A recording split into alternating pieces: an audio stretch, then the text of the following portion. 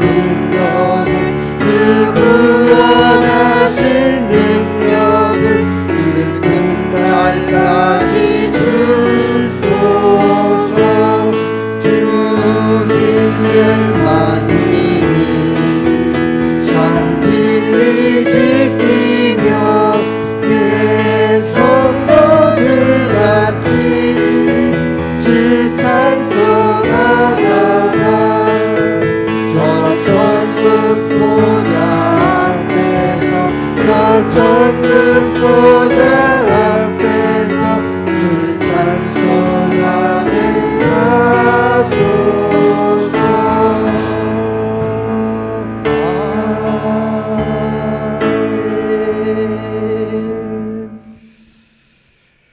기도합니다. 오늘도 회개로 하나님께 나아갑니다. 성령이여 내 안에 오시고 우리 가운데 오셔서 오늘도 주여 영광 받으시고 영광을 나타내시옵소서. 우리 나아같이 합심 기도하겠습니다. 주여 할렐루야. 우리는 살아계신 하나님을 예배합니다. 창조주 하나님을 예배합니다. 우주 만물의 창조주시고 나라의 흥망성쇠가 하나님께 있음을 믿습니다. 인간의 생사화복을 우리 하나님이 주관하심을 믿습니다. 그러나 저희들은 하나님을 하나님으로 알지 못한 채 하나님의 사랑과 은혜를 받아서 살고 있으면서도 그것을 은혜로 생각하지 아니하며 감사치도 아니하며 우리는 형식적인 종교인으로서의 삶을 살고 있지 않습니까? 오늘도 종교 행사에 참여한 자가 아니라 하나님 앞에 영과 진리로 예배하는 자들 되기를 원합니다.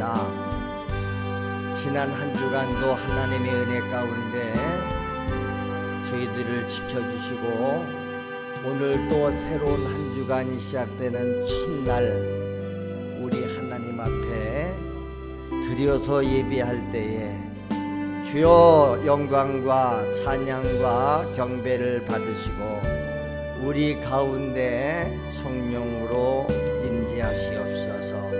지난 한 주간 동안 세상 죄악에 물들고 알면서도 지은 죄 모르고 지은 죄들 많습니다. 성령이여 드러나게 하시고 말씀으로 깨닫게 하시고 책망하시고 하나님의 은혜를 다시 한번 우리에게 깨닫게 하시기를 원하나이다. 영과 혼과 육을 다시 새롭게 하시고 주여 저마다 문제를 가지고 왔을지라도 이 시간 기도할 때에 해결받고 말씀을 통해서 해결받게 하시기를 주여 간절히 원합니다. 오늘도 주의 종을 세우셨사오니 성령으로 사용하시고 주의 음성만 증거되게 하시옵소서. 영과 진리로 예배하는 자들에게 오늘도 하늘의 신령한 은혜가 성령으로 말씀으로 충만하게 하시옵소서. 할렐루야. 감사합니다. 예배를 방해하는 악한 사탄 마귀 더러운 귀신 질병 원세는 오늘도 나사렛 예수 그리스도 이름으로 명하노니 결박을 받을지어다. 다 떠나갈지어다. 성령께서 자유로이 역사하여 주시옵소서. 할렐루야. 감사합니다. 우리 주님 예수님의 이름으로 기도드리옵나이다. 아멘. 나는 전능하신 아버지 하나님 천지의 창조주를 믿습니다. 나는 그의 유일하신 아들 우리 주 예수 그리스도를 믿습니다. 그는 성령으로 잉태되어 동정녀 마리아에게서 나시고 본디오 빌라도에게 고난을 받아 십자가에 못 박혀 죽으시고 장사된 지 사흘 만에 죽은 자 가운데서 다시 살아나셨으며 하늘에 오르시어 전능하신 아버지 하나님 우편에 앉아 계시다가 거기로부터 살아있는 자와 죽은 자를 심판하러 오십니다. 나는 성령을 믿으며 거룩한 공교회와 성도의 교제와 죄를 용서받는 것과 몸의 부활과 영생을 믿습니다. 아멘. 20대 중반이 되었을 때 더 이상은 다른 사람 가는 길 따라가는 식으로 가기 너무 답답하고 힘들어서 좀 많이 고민하는 시간을 좀 갖게 됐었습니다. 그때 아시아 대학생 창업교류라는 대회를 통해서 중국 학생을 만나게 됐는데 그 친구의 꿈은 어떻게 돈을 벌고 어떻게 안정하고 어떻게 명예를 얻을까가 아니라 중국의 가장 압도된 지역에 들어가 살면서 그들에게 인맥을 주고 그 인맥을 살겠다고 지금 그래서 공부하고 있다고 이야기를 하는데 제가 약간 충격을 받은 거예요. 그 친구가 믿는 친구라 생각 안 했어요. 아니었어요. 나이도 좀 앞지는 25살이었어요. 저는 그때까지 제 꿈은 평화로운 꿈이었을 때 대박을 낼 수 있을까? 이상한 꿈을 가지고 막 돌아가고 있었는데 부모님 수련회 뭐 할 때마다 울면서 내 인생 하나님 겁니다 라고 했지만 그때 내가 딱 저를 바라본 게 뭐냐면 내 인생 내 거로 부러지는 거야. 그런 생각이 들었어요. 이건 좀 아닌 것 같아. 어떻게 해야 되지? 고민에 굉장히 깊이 있게 들어가게 됐고 귀국을 하기 위해서 6시간을 버스 타고 내려가는데 내가 왜 살아야 되고 무엇을 살아야 되는지를 모르게 되는 거예요. 혼란스러운 거예요. 한숨이 나왔어요. 하나님 진짜 살아계세요. 진짜 살아계시면 저를 왜 만드셨고 제가 앞으로 인생에 30세, 40세, 50세 무엇을 위해 왜 살아야 되는지 좀 가르쳐주십시오. 좋은 기업을 들어가고 좋은 대학을 해서 공부하고 이런 것도 뭔가 다 도구인 것 같고 목적은 아닌 것 같은데 목적을 모르겠는 거예요. 제 인생 왜 살고 있는지. 버스 안에서 그 6시간 동안 그것만 물어봤어요. 뭐 답을 갑자기 주시겠어요? 이렇게 포항에 도착을 했고 거의 다 왔구나. 근데 여전히 하나님께 강한 말씀이 없으시네 하고 있는데 하나님 정말 가르쳐주시면 그 일이 제가 지금까지 공부하고 계획하고 참을 준비했던 모든 일을 다 내려놓고 완전 새로운 길이 될지라도 그 일이 내가 생각하는 정도의 경제적인 여건을 얻지 못할 정도의 굉장히 힘든 일일지라도 하나님 어떤 일을 하였는지 봐주십시오. 그때 그의 묘사를 하면 제 눈과 제 가슴 앞으로 구축으로 똑같은 한 구절이 떠올랐어요. 지극히 작은 자 하나님께 하고 싶은 얘기한 것입니다. 너 이런 직업을 가져라. 너 이런 나라에 가라. 이거 말씀해 주신 것이 아니라 이 말씀 딱 하나 주세요. 근데 그때부터요. 제 인생 완전 뒤져졌는데 그날부터 결국 말씀하시는 건 예수님의 마음이 어디 있었냐라고 봤을 때 이 작은 자들에게 있었다. 우리가 이 땅 가운데 하나님께서 보내신 이유는 하나님 정말 사랑하는 자녀들 가운데 소외되고 사랑하지 못하는 사람들을 예수님의 마음으로 사랑하기 위하여서 우리가 이 땅 가운데 있구나. 달라졌어요. 때 내가 왜 살아야 되는지 모르고 앞으로 내 인생 어떻게 펼쳐질지 몰라서 답답하고 불안한 마음이 굉장히 컸거든요. 그럼 이 말씀 하나가 제 안에 쫙 들어서 머리부터 발끝까지 인정트이고 이 말씀 하나 딱 듣다 보니까 이제부터는 마음 평안한 중 나는 어느 나라에 있든 무슨 공부를 하든 무슨 직업을 하든 성경 하는 그날까지 이 말씀대로 살아야 된다는 게 다 되어버렸어요. 이거구나. 그러면서 이 일들은 함께 할 수 있도록 하셨어요. 비전을 결정하는 데 있어서 그냥 꿈을 결정하고 직업을 결정하는 것이 아니라 하나님께서 주시는 것 같아요. 결국 비전이라고 하는 것은 앞으로 하나님의 사실을 얘기합니다.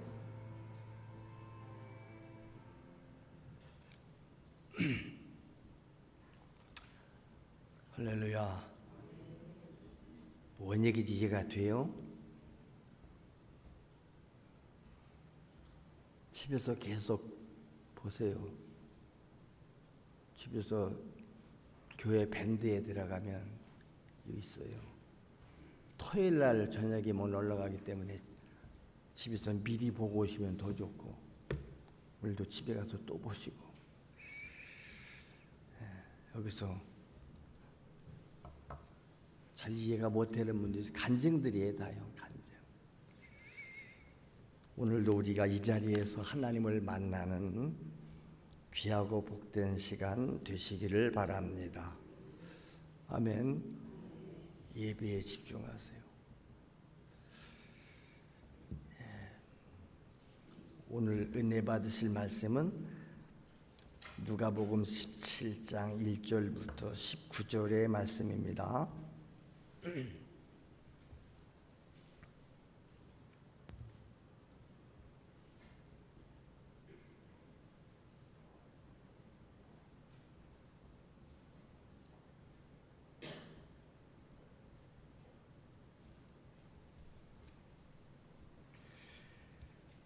누가복음 17장 11절부터 19절 말씀 한 절씩 교독합니다. 예수께서 예루살렘으로 가실 때에 사마리아와 갈릴리 사이로 지나가시다가 한 마을에 들어가시니 나병 환자 10명이 예수를 만나 멀리 서서 소리를 높여 이르되 예수 선생님이여 우리를 불쌍히 여기소서 하거늘 보시고 이르시되 가서 제사장들에게 너희 몸을 보이라 하셨더니 그들이 가다 깨끗함을 받은지라. 그 중에 한 사람이 자기가 나은 것을 보고 큰 소리로 하나님께 영광을 돌리며 돌아와 예수의 발 아래에 엎드려 감사하니 그는 사마리아 사람이라. 예수께서 대답하여 이르시되 10사람이 다 깨끗함을 받지 아니하였느냐 그 9은 어디 있느냐 이 이방인 외에는 하나님께 영광을 돌리러 돌아온 자가 없느냐 하시고 그에게 이르시되 일어나 가라 네 믿음이 너를 구원하였느니라 하시더라. 아멘. 아멘. 예, 복음서는 복음서뿐 아니라 모든 성경은 사실 역사서예요. 소설가가 뭘 쓰듯이 이렇게 쓴 게 아니고 다 있었던 사건들 역사예요. 역사. 하나님의 역사. 구약도 그렇고 신약도 그렇고 주로 예수님이 사시던 저 중동 지역 이스라엘 중심으로 기록되어 있지만 그러니까 오늘 본문도 마찬가지입니다. 예수님께서 주로 사역지가 갈릴리 지역이시죠. 시골이에요. 어쩌다 이제 무슨 절기다나 이런 일이 있을 때만 예루살렘에 가세요. 오늘 본문에도 보니까 예수께서 예루살렘으로 가시는 길에 사마리아와 갈릴리 사이로 지나가시는 거예요. 사마리아와 갈릴리를 지나서 예루살렘으로 가시는데 한 마을에 들어갔더니 나병 환자, 문둥병 환자 10사람이 예수를 만났어요. 10명의 나병 환자가 예수를 보고 아마 분명히 이들은 예수에 대한 복음의 소식을 들었을 거예요. 소리를 높여서 예수를 부릅니다. 예수 선생님이요, 우리를 좀 불쌍히 여겨주세요. 원래 이 나병 환자는 사람들과 함께 살지 못합니다. 아시지요? 우리나라에도 저 나환자촌이 있잖아요. 가족과도 결별해요. 전염병이기 때문에 나병 환자들끼리 모여 사는데, 그런데 예수님을 만나자 좀 우리를 불쌍히 여겨달라고 소리를, 가까이 못 가니까 소리를 질렀어요. 그걸 예수님께서 어떻게 했다? 보시고 가까이 가시지도 않아요. 뭐라고 그래요? 가서 제사장들에게 너희 몸을 보여라 그래요. 왜냐하면 이 나병 환자가 발생하는 것도 낫는 것도 지금은 의사들이 판명을 하지만 그때는 제사장들이 보고 판명을 해요. 그러면 제사장들한테서 너희 몸을 보여라 하는 것은 이미 예수님은 그들의 병을 고쳐주셨다는 얘기지요. 그랬더니 그들이 어떻게 해요? 가다가 깨끗함을 받아요. 이게 중요해요. 가서 보이라고 그러니까 또 가는 사람은 뭐지요? 주의 말씀을 믿는 사람만 순종이 되는 거예요. 가서 제사장들한테 너희 몸을 보여서 증거를 삼아라. 가다가 다 깨끗해졌어요. 할렐루야. 현실이에요. 가다가 깨끗해져요. 그런데 10사람이 다 깨끗함 받았는데 그 중에 한 사람만 자기가 나은 것을 보고 큰 소리로 하나님께 영광을 돌리면서 돌아옵니다. 예수님께 다시 와요. 그리고 예수의 발 아래 와서 엎드립니다. 엎드려 감사드리면서 고맙습니다. 병이 났습니다. 근데 이 사람은 어디 사람이라? 사마리아 사람이에요. 사마리아 사람은 혼혈족입니다. 유대 민족들이 상종도 안 하는 자들입니다. 버림받은 자들입니다. 예수님께서 그때 하시는 말씀입니다. 너희 10사람이 다 낫지 않았냐? 10사람이 다 깨끗함 받지 않았냐? 분명히 예수님은 아시지요? 10명이 다 나았는데 9은 어디 갔어? 왜 이 한 사람만 와서 다시 감사드리냐 이 말이요. 아홉은 어디 있냐? 이 이방인 외에는, 이 사마리아 사람들은 이방인들이에요. 요즘 말하면 안 믿는 사람들이에요. 이방인 외에는 하나님께 영광을 돌리러 돌아온 자가 없냐 하시고 그에게 말씀합니다. 가라, 네 믿음이 너를 구원하였느니라 하시더라. 할렐루야. 가라, 네 믿음이 너를 구원했다. 육체의 병만 낫는 게 아니고 우리는 죄사함과 영혼 구원을 받아야 되는 줄 믿습니다. 병 나면 뭐예요? 영혼 구원받지 못하면 지옥 가는데. 다 같이 아홉은 어디 있냐? 하나님은 아홉을 찾으세요. 10사람이 다 은혜를 받았는데 왜 감사하는 사람은 한 사람밖에 없냐 이 말. 혹시 그 아홉 가운데 하나가 내가 아닌가요? 우리 똑같이 은혜 받았잖아요. 똑같이 제사함 받았잖아요. 똑같이 다 구원 받은 거예요. 근데 오늘날 정말로 하나님 앞에 감사하는 사람은 지극히 적지 않나요? 종교 행사 참여하러 와서 앉아 있지 않나요? 우리는 종교 행사에 참여하는 게 아니에요. 살아계신 하나님을 인격적으로 예배하고 경배하고 감사하기 위해서 모이는 것이 우리 믿는 자들의 모임인 줄로 믿습니다. 하나님으로부터 우리가 어떤 은혜를 받았습니까? 우리 하나님은 만물의 창조주세요. 아멘. 얼마나 부유하세요. 만물이 다 하나님 겁니다. 보세요. 하나님이 태초에 만물을 지으시고 그것을 누구한테 줬어요? 우리 인간 최초의 아담에게 주신 거예요. 아담에게 주시면서 아담아 이것을 네가 다 소유해라. 정복하고 다스려라 그랬습니다. 그러니까 하나님의 그 모든 부유를 우리 인간을 위해서 주신 거예요. 그 은혜를 우리가 받았다 그 말입니다.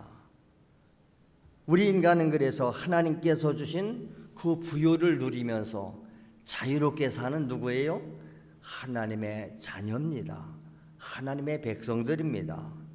그래서 인류는 이러한 하나님의 사랑과 은혜로 말미암아서 영적으로 육적으로 부유하게 살게 되어 있다. 이것이 최초로 하나님이 우리 인간에게 주신 축복들이에요.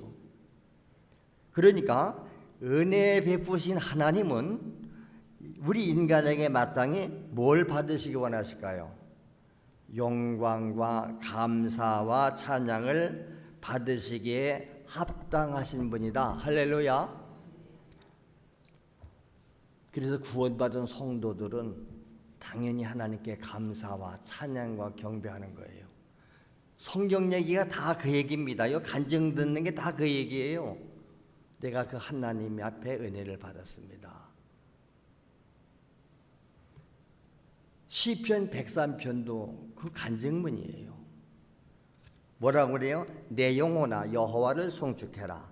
내 속에 있는 것들아 그의 거룩한 이름을 송축하라. 하나님을 송축하라는 거예요. 내 영혼아 여호와를 송축하며 그의 모든 은택을 잊지 말지어다. 그가 하나님이 어떻게 했어요? 내 모든 죄악을 사하시며 네 모든 병을 고치셨으며 네 생명을 파멸해서 속량하셨고 인자와 긍휼로 간을 씌워주시며 좋은 곳으로 소원을 만족하게 하셔서 네 청춘을 독수리같이 새롭게 하시는도다. 오늘 이런 간증이 나의 간증 돼야 돼요. 그래서 찬양을 할 때에도 그 찬양 가사를 신앙 고백으로 기록했던 그 사람의 심정을 우리가 찬양을 해야 되고요. 그냥 형식적으로 하지 말고 우리가 신앙을 고백할 때도 그냥 주문이듯이 줄줄 이어나가는 게 아니고 그 뜻을 기억하면서 나의 고백이 되어야 되는 줄로 믿습니다. 나는 천지를 만드신 창조자 하나님을 믿습니다. 나는 그의 아들 예수님을 믿습니다. 그분은 성령으로 잉태되신 분이고 동정녀 마리아를 통해서 오신 분이고 죽으시고 부활하시고 승천하시고 다시 오실 예수님이심을 내가 믿습니다. 이 신앙의 고백이에요. 그러니까 은혜 베풀어 주신 하나님을 향해서 은혜 받은 자의 인간 심령 깊은 곳에서 우러나오는 진정한 감사와 찬양을 올려드려야 마땅하다 그 말입니다. 이것이 은혜 받은 자의 뭐라? 영혼 속에서 우러나오는 감사의 행위인 것입니다. 이런 감사가 넘치다 보니까 내가 무엇으로 은혜를 보답할까? 내가 무엇으로 보답할 수가? 이 생각밖에 안 나는 거예요. 여러분 사람한테 은혜를 받아도 그러잖아요. 나는 저분에게 은혜를 받았어.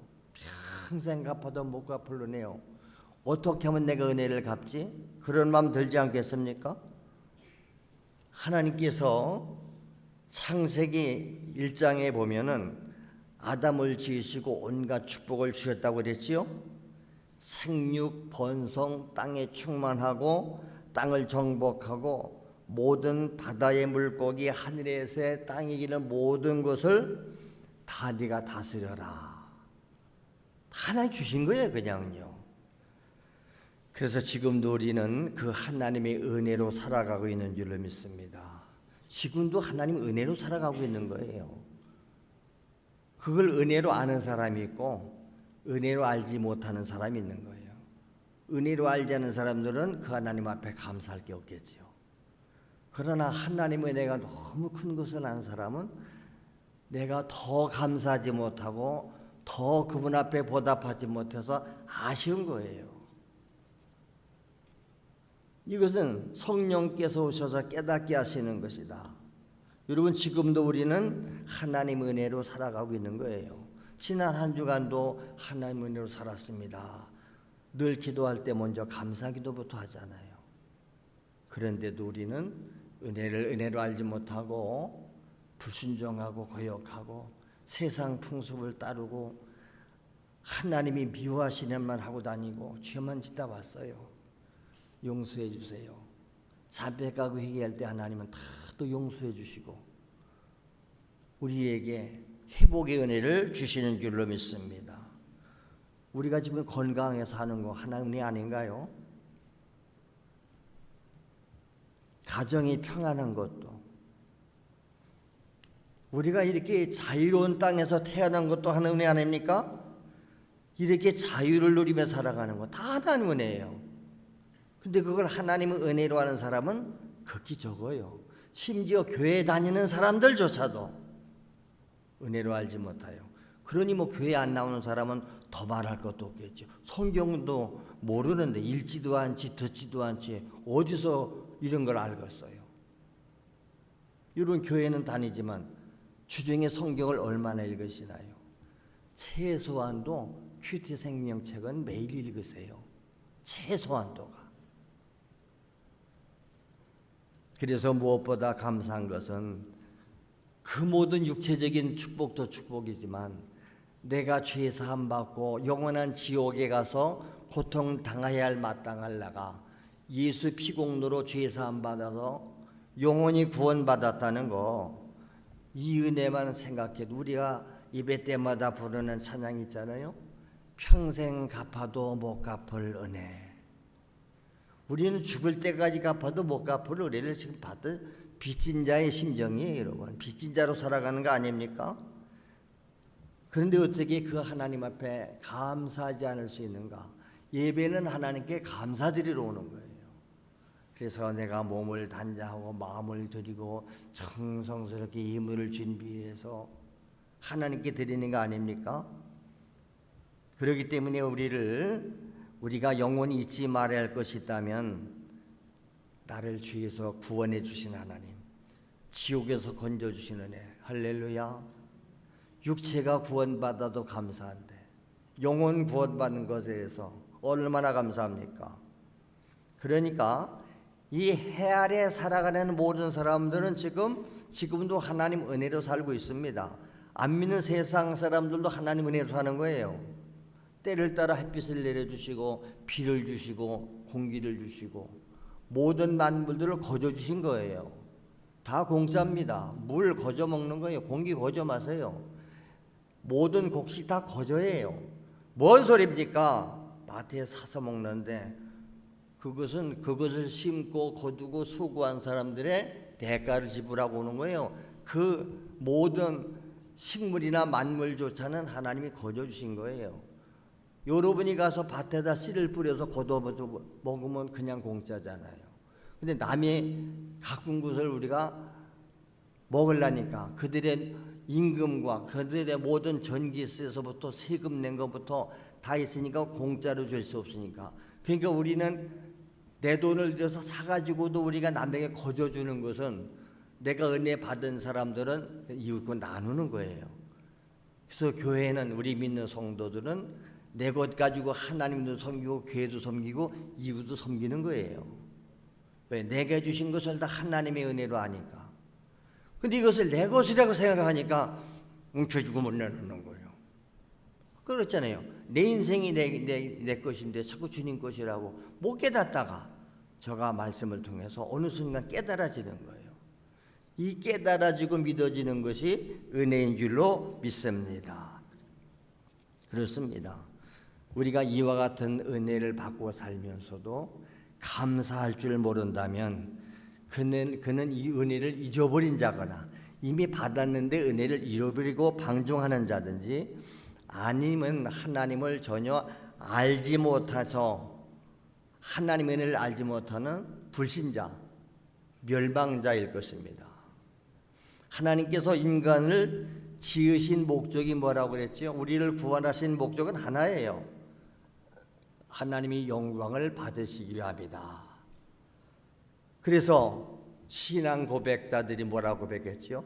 내가 살든지 죽든지 먹든지 마시든지 무엇을 하든지 나는 다 오직 하나님의 영광을 위해서 한다. 여러분 학생들이 공부하는 것도 하나님 영광 위해서 해야 되는 거예요. 여러분이 무엇을 하든지 그 목적이 분명해야 됩니다. 왜 돈 벌으려고 그래요? 돈을 벌어서 하나님께 영광 돌려야지. 하나님께 감사해야지. 목적이 분명하죠. 왜 건강해야 돼요? 건강해야 건강해서 기도하고 예배하고 전도하고 충성하지. 우리가 오늘 건강 잃어버려 보세요. 여기 나이들 많이 드셔가지고 이제 몸이 말을 안 두고 다 병이 되니까 걷기도 힘들고 앉기도 힘들고 그래서 이제는 무릎도 못 꿇고 다 손 놓잖아요. 그러다 그냥 가는 거예요. 젊은 시절부터 하나님의 은혜를 받으면 그래서 어린 아이 때부터 영혼을 구원하고 예수를 만나게 하라. 그의 일생이 하나님께 영광 돌리는 거예요. 하나님 위해서 하는 거예요. 근데 세상 죄짓고 타락하고 멸망받을 줄만 하다 죽을 때쯤 돼가지고 뒤에 와가지고 천국에 없어. 그래도 그나마 그래도 죽기 전에 있으니까 천국에만 간다 그러면 얼마나 감사하겠어요. 그래서 제가 늘 날마다 말하는 게 뭐지요? 우리가 죄 사함 받고 천국 갈 수 있는 은혜, 이게 얼마나 큰 은혜냐. 이거 하나만 놓고 봐도 평생 갚아도 못 갚을 은혜다. 아멘. 내가 지금 소유하고 누리는 것이 다 하나님 은혜인데 그것을 우리는 그렇게 인정하지 않지 않습니까? 그렇습니다. 우리의 영혼 깊은 곳에서 하나님의 은혜에 감사하는 마음이 늘 넘쳐야 돼요. 그러니까 삶 속에서도 하나님께 감사만 넘쳐요. 늘 하나님을 인식해요. 그분과 대화해요.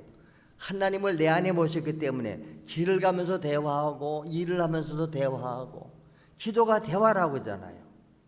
교회 와서 앉아서 기도해도 하나님과 대화하는 거예요. 제가 이렇게 잘못 살았지요. 하나님 좀 깨닫게 해주세요. 모르면 깨닫게 해주시고 그럼 내 안에 계서 성령께서 깨닫게도 하시고 너 이런 거 잘못했잖아. 왜 이렇게 그렇네요. 잘못됐네요. 말씀을 읽다가 기도하다가 성령의 감동으로 대화입니다. 대화. 우리 자녀들을 좀 축복해 주세요. 우리 교회를 좀 복 주세요. 우리 교회 목사님들을 좀 복 주세요. 기도할 것이 얼마나 많습니까? 입을 열어서 구체적으로 기도하라고 그러는데도 뭔 기도를 하는지 몰라요. 잠시 주저주저 하다 가는데 그 기도하는 분 다 물어보세요. 오늘 하나님 앞에 무슨 기도 드렸습니까? 몰라요. 뭔 기도 하셨습니까? 그건 하나님이 당신 기도 들으셨나요? 내가 구체적으로 기도했으니까. 내가 기도했으니까 반드시 이루어진다. 할렐루야. 의인의 기도는 역사하는 힘이 크다. 믿음의 기도는 반드시 응답이 있다. 할렐루야. 기도 잘하는 거 다른 거 아니에요. 하나님이 들으시는 거예요. 내가 기도한 것을 하나님이 들으시고 응답해 주셨다. 그게 간증이에요. 얘가 기도를 했더니 하나님이 들어주셨으면 얼마나 감사해요.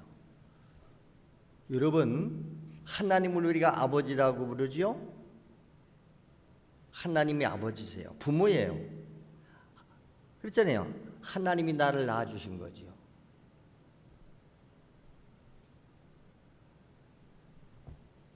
근데 세상 사람들은 뭐 삼실 할머니가 뭐 점지를 했다고 그러고 다 몰라서 그렇지 세상 사람들도 사실은 신을 인정하고 신을 찾는 거예요. 다른 신 엉뚱한 데 가서 찾아서 그렇지. 여러분들 자식 낳아서 키워보신 분들은 그래서 부모의 심정을 조금 이해하는 거예요. 내가 자식을 낳아서 키워봤더니 이것이 부모의 심정이고 내리사랑이로구나. 그래서 그러면서 우리 부모님들도 나를 이렇게 사랑하고 이렇게 했겠구나 깨달아지고 내가 이제 부모님에게 감사해야 되겠다. 철이 드니까 부모님은 안 계시더래요. 철이 들자마자 부모님은 벌써 또 가셨어요. 일찍 철이 들면 좋을 텐데. 부모의 심정은 자식 잘 되기를 원하는. 할렐루야. 맞지요? 나는 못 먹어도 너는 잘 먹어야 되고 나는 못 배웠어도 너는 배워야 되고 다 자식 잘 되길 바라지 않아요? 나보다 더 잘 되길 바라지요? 이게 부모의 심정이에요. 그 심정으로 자식을 위해서라면 다 바치는 거예요. 전 세계를 바쳤잖아요.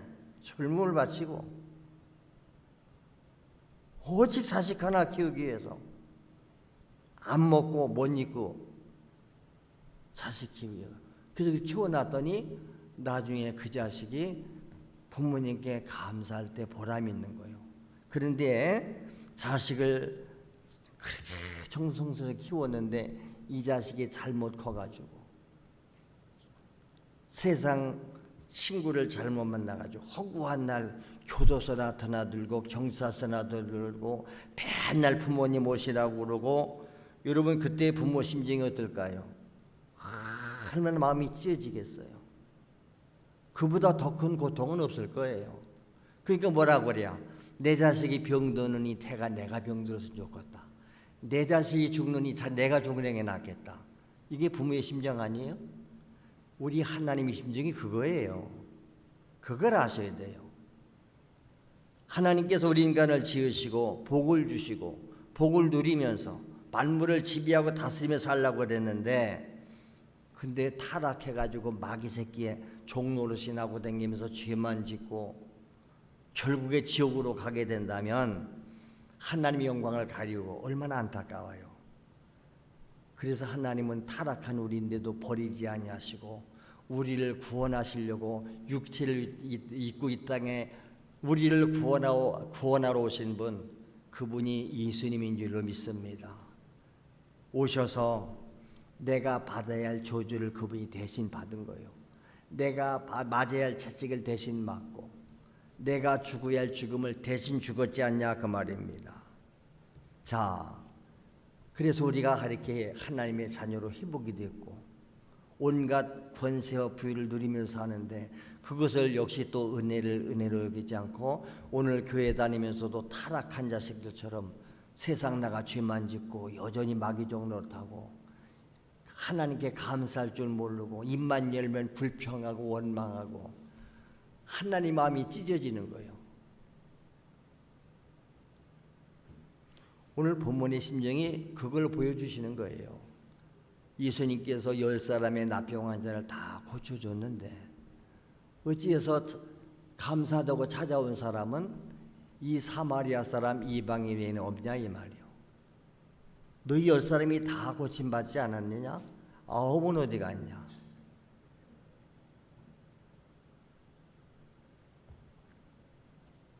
인간이 왜 고통이 왔지요? 아담이 범죄함으로 그때부터 땅도 저주받고 환경도 저주받고 그래서 땀을 흘려 수고했고 그런데 예수 그리스도를 통해서 우리가 잃어버렸던 모든 형상을 다 되찾게 되는 줄로 믿습니다. 우리의 죄의 값을 예수님께서 갚아주셨다 그 말입니다. 그래서 예수님께서 이사야 53장 얘기가 꼭 나오는 거예요. 예수님께서 찔린 것은 우리의 허물 때문이다. 예수께서 상함받은 것은 우리의 죄악 때문이다. 이거 백날 외워야 소용없는 거예요. 그가 징계를 받아서 우리는 평화를 누렸고 그가 채찍에 맞음으로 우리는 나음을 입었도다. 이것이 내 것도 해야 된다니까. 아무리 하나님 약속하면 뭐예요? 내가 약속을 받아 가져야지, 누려야지. 이거 내 거다. 요즘 뭐 백화점에서 뭐 선착순 몇 명, 값비싼 유명 메이커를 막 90% 세일해 준다. 그럼 전날 저녁부터 가서 줄을 선다고 하네요. 그거 집어넣어 내 거 삼으려고. 우리가 그래서 은혜 받는 일에 이렇게 앞장을 서는 거예요. 할렐루야. 은혜 받는 자리가 보세요. 서로 앞에 가서 은혜 받으려고 은혜 자리 찾냐고 자리 싸움이 치열해요. 근데 우리는 저 뒷집에 앉아가지고 오늘도 그냥 왔다 가니까 출석부에 도장이나 찍고 가자. 그런 사람들이 얼마나 많아요. 그래서 우리를 향한 하나님의 사랑은 어떤 사랑이지요? 자기 아들을 내어줄 만큼 자기가 직접 죽을 만큼 우리를 사랑하셨다 이 말이요. 할렐루야. 그 사랑을 알지 못한다면 우리는 하나님의 은혜를 모르는 사람들이에요. 그래서 빌립보 2장에 보니까 너희 안에다가 이 마음 품어라. 예수의 마음이다 그래요. 우리 안에 예수 마음 품으래요. 어떤 마음인데 그는 근본적으로 하나님과 동등하신 분인데 자기를 비우고 종의 형체를 가지고 이 땅에 오셨고 십자가에 죽기까지 복종하셨대요.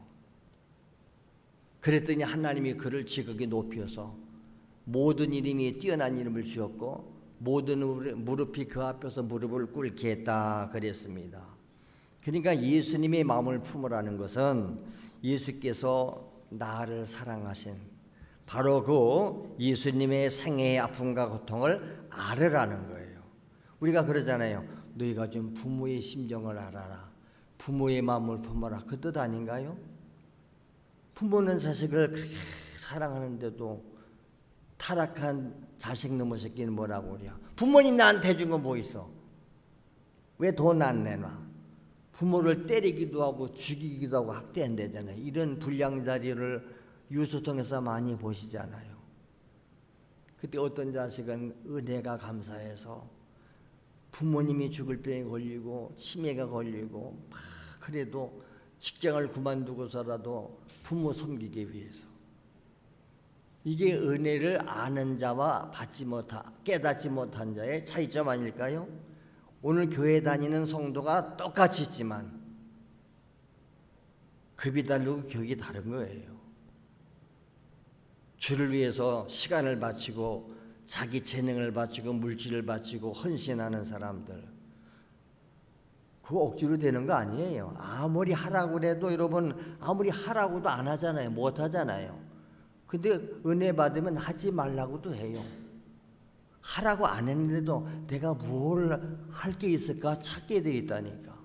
이런 부모님의 은혜를 깨달으면 부모님이 뭘 이것 좀 해줘라 요구한 것만 해드립니까? 아니에요. 우리 부모님에게 뭐가 필요하시지? 다 알아요. 알아서 해드리는 거예요. 아 괜찮다 그래도 아닙니다. 하지 마라고도 아닙니다. 하지 말라도 하잖아요. 그러므로 믿음은 다른 거 아닙니다. 믿음이 좋다는 것은 하나님이 우리에게 주신 은혜가 무엇인가 이걸 깨닫는 게 믿음이요. 이걸 많이 깨달은 사람은 믿음 좋다고 그래요. 많이 깨달으니까 많이 헌신하고 많이 충성하잖아요. 잘 모르면 찾아오잖아요. 제가 무엇으로 좀 봉사하고 싶은데, 무엇으로 좀 충성하고 싶은데, 제가 무슨 일 할 일 없습니까? 저는 그런 거 많이 봐요. 처음에 제가 첫 목회 시골교회 목회하러 갔을 때 반주자가 없어요. 그때는 반주기도 없을 때예요. 그냥 찬송 불러요. 근데 저 대전 시내에서 학교 선생님 한 분이 전근을 해오셨어요. 근데 반주를 할 줄 아나 봐요. 예배 드리는데 반주자가 없네. 목사님 제가 반주해도 되겠어요? 반주할 줄 알면 하시죠. 반주 잘 그냥 자원해서 하잖아요. 자원해서.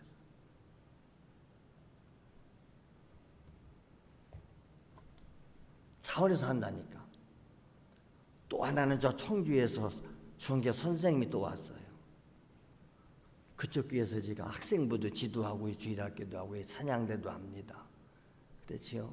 금년 말까지는 제가 그 교회를 나가지만 신년 초부터는 이 교회를 나옵니다.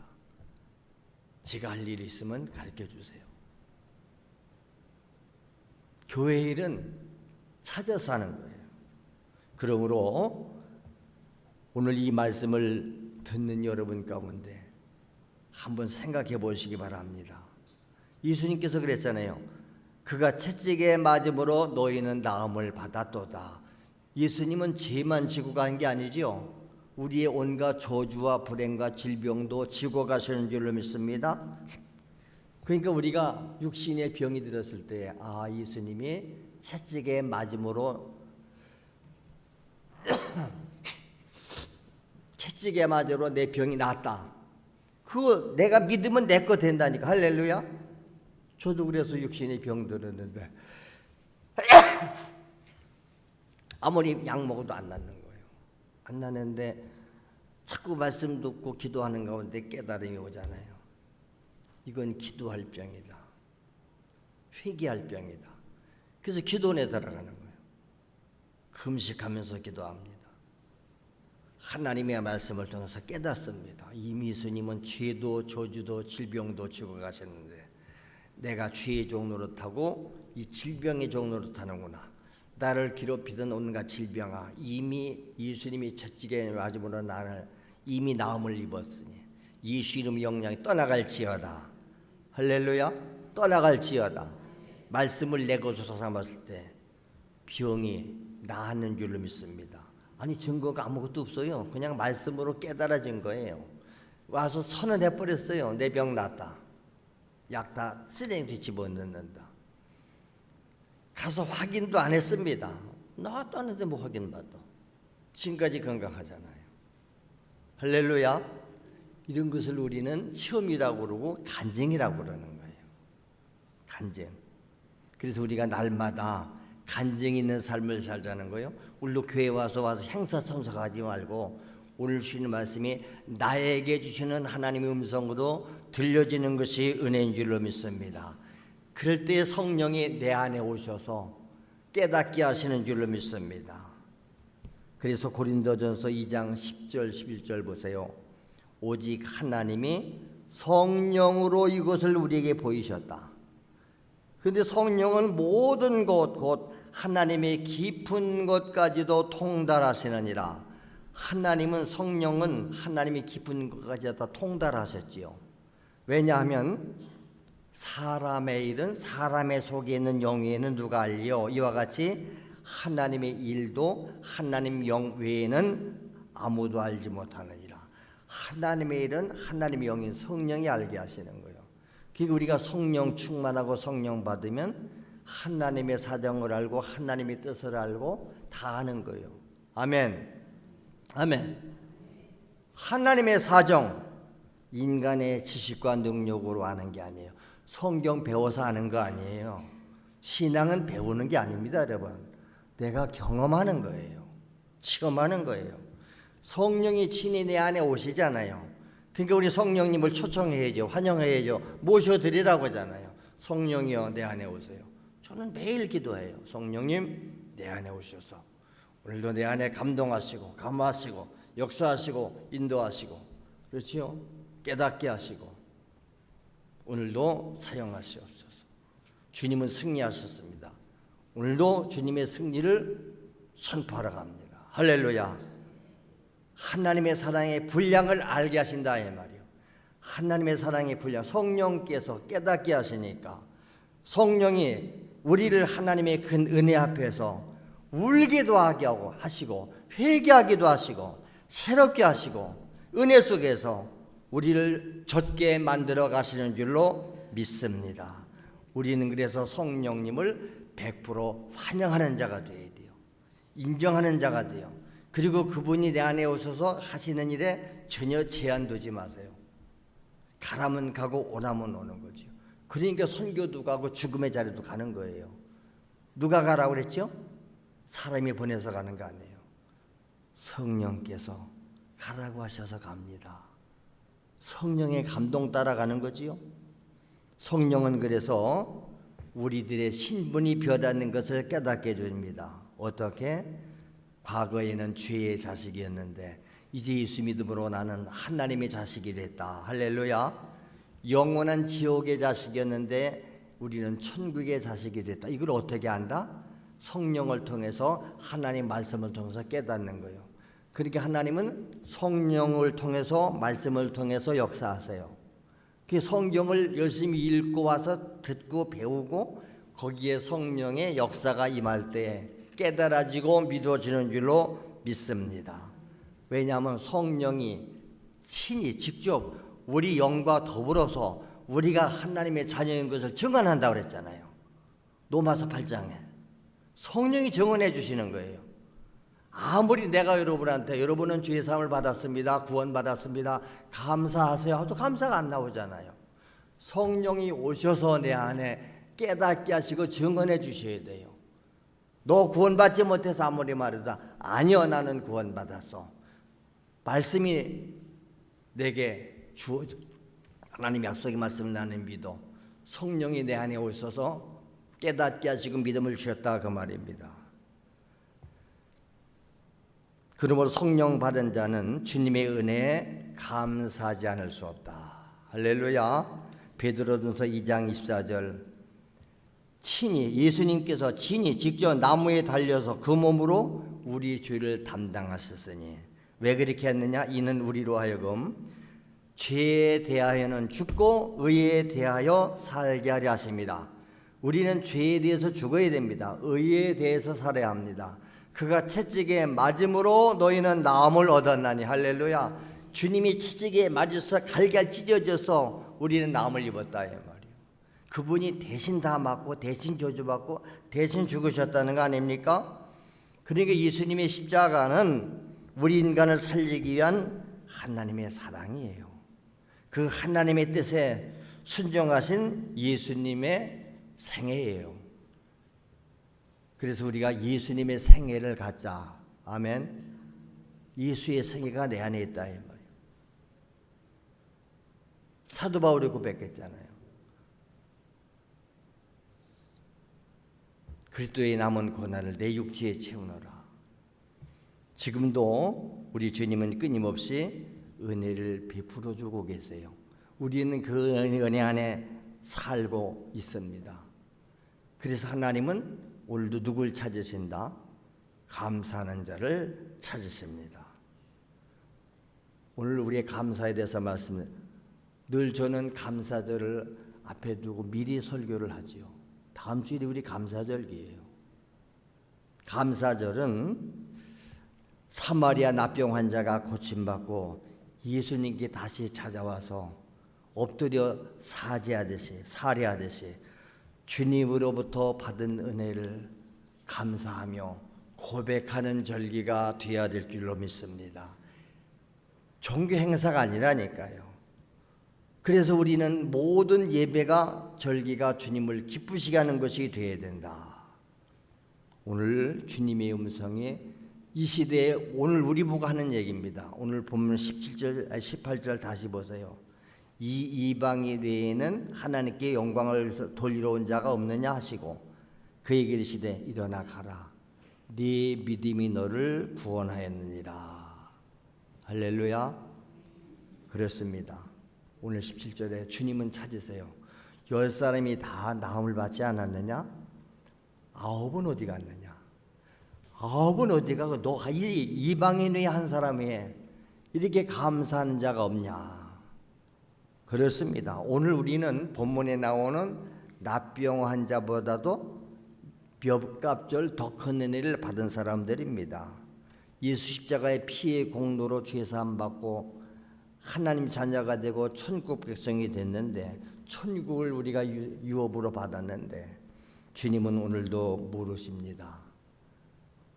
우리에게, 아니 내게, 여러분 각자에게 물으시는 것입니다. 은혜 입은 자가 어디 있느냐? 여러분 다 똑같은 은혜를 받지 않았느냐? 똑같이 은혜를 받았는데, 내가 똑같이 은혜를 줬는데 왜 이 한 사람 외에는 감사하는 자가 없는가? 나머지 9은 어디 있느냐? 주여, 그렇습니다. 내가 그 나머지 9 가운데 한 사람에 불과합니다. 주여, 깨닫게 하셔서 하나님 앞에 감사할 수 있는 믿음을 주여 허락하여 주시옵소서. 오늘도 진실하게 하나님 앞에 고백하며 기도하는 귀한 시간 되시기를